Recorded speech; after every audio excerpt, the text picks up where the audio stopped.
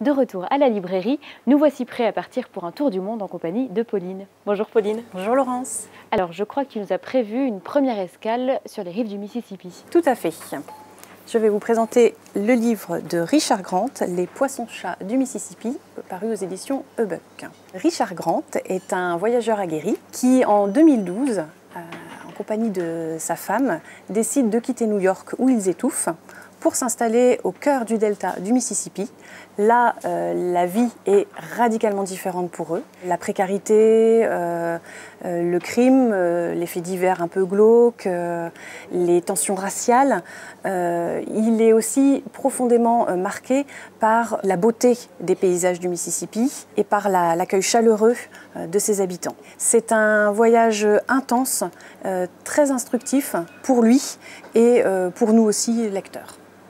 Merci beaucoup. Alors je crois qu'à présent il est temps d'enfourcher une moto à la découverte des plus belles routes du monde. Il s'agit de Road Trip, les plus beaux itinéraires à moto, paru aux éditions Gestalten. Le livre nous offre 28 circuits à moto, comme la Ho Chi Minh au Vietnam.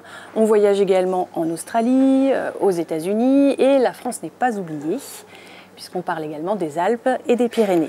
En plus des magnifiques photographies du livre, c'est l'occasion d'avoir de petits récits de voyage, et c'est très agréable. Et en plus ça donne des envies de voyage. Exactement. Et donc tu nous mènes dans le dernier ouvrage aux côtés d'une sexagénaire, une bikeuse de choc. Oui, voici le livre d'Anne-France d'Hauteville, La vieille qui conduisait des motos, paru chez Payot. C'est la première femme à avoir fait le tour du monde à moto en 1973. Mais dans ce livre, en fait, il y a 15 ans, elle décide de prendre la route pour fêter dignement ses 60 ans, faire le tour de France de ses amis. C'est donc l'occasion de festoyer à chaque fois, mais aussi de nous décrire ses amis, les premières rencontres, les liens qu'elle a tissés.